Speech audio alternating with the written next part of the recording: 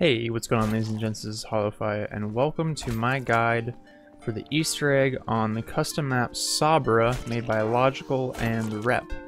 It's a pretty simple guide. I'm only making this because I didn't really see anyone do like the full Easter egg, which does include a Bible ending. I saw plenty of people get to the point just before the Bible ending, but not actually finish it. And there's not really a guide out there that's less than like 18 minutes long. You just want to start out by picking up some points. You have to get into the top area of this side, so just buy this door here, and then you're going to want another 1500 to buy this door. You don't really need to turn power on, actually. I do believe the only thing it affects is the traps. There's one right here at the top of the stairs, and then there's one over there in that area. So once you're up here, you just take this bucket, and then you run down back into the spawn area, over to this puddle of oil, and you grab some oil. Now we need another 1500 points to open this door over here to get into the top area of here. Alright, now we got this door open. So once you have the oil and you've opened up the door, just come over here and fill this generator with oil. And once you do that, it activates all of these things on this area of the map, which does include ammo wall buy, mystery box, random power up, random perk, and then up here we have a pack punch, and then over here we can talk to Volkov. I admire your brutality. Take this blade as a token of my gratitude. There's a sickle that spawns here, and a little orb. Now, you just go ahead and knife the orb and it starts moving. When I played the map last night, the orb never actually appeared for us. It just didn't exist.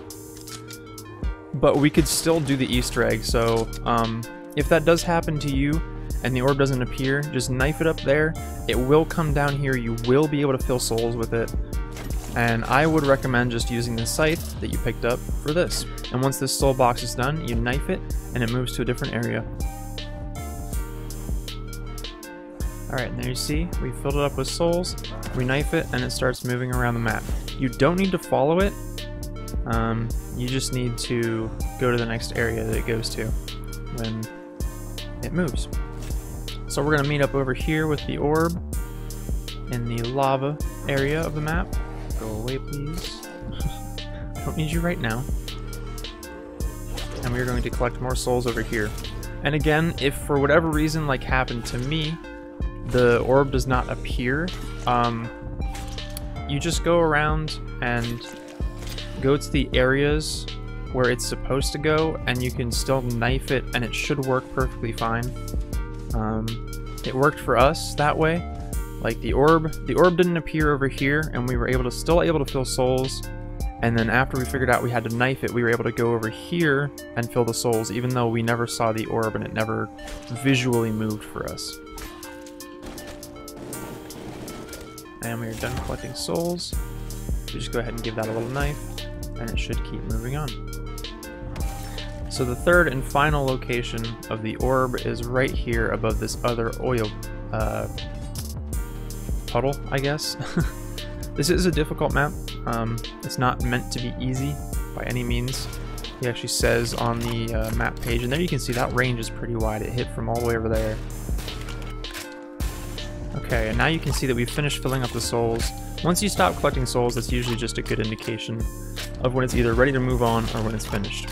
So now that that's finished, we are able to actually pick up this vial of black blood. I believe is what it was called. Black blood vial. So you can pick that up, but I would suggest not advancing to the next step until you have weapons, perks, and are prepared for a sort of mini boss fight, if you will. If you do get an upgraded scavenger, it is extremely easy to kill the boss. You can just virtually one-tap him.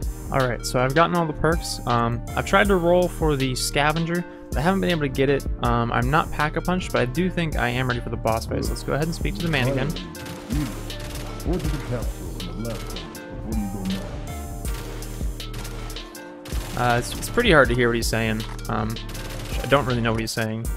But the boss comes out of the window to the left up there. He's a mangler. Oh, okay. He's pretty easy apparently. but he drops a metal scrap, a pretty large metal scrap, I would say. And after you go ahead and pick that up, you come up here to the area where you got the bucket, and there is this sort of furnace over here that has a bunch of lava just somehow defying gravity inside of it, and you forge the capsule. This does lock you into the room, and this is just a timed thing. It's not a soul box as far as I can tell. There's no visual indicator that there are souls being collected, but luckily enough these zombies only come from down here, so it is pretty simple to survive. And I do believe our holdout is complete because all the music stopped. So you come back over here and you take the forged capsule. Once you have the forged capsule, I do believe you can craft Gomorrah, which is an upgrade to the sickle that you picked up earlier, and it is golden. And you get that sort of shake, and you can go ahead and grab that. And you got a nice little snazzy golden sickle. But one thing I will mention here is that when I played this last night, if you down once you pick up Gomorrah and you have Widow's Wine at the same time, it will remove Gomorrah from your inventory and you will not be able to get it back. So after this stage, be very careful with surviving, because you might not be able to finish this.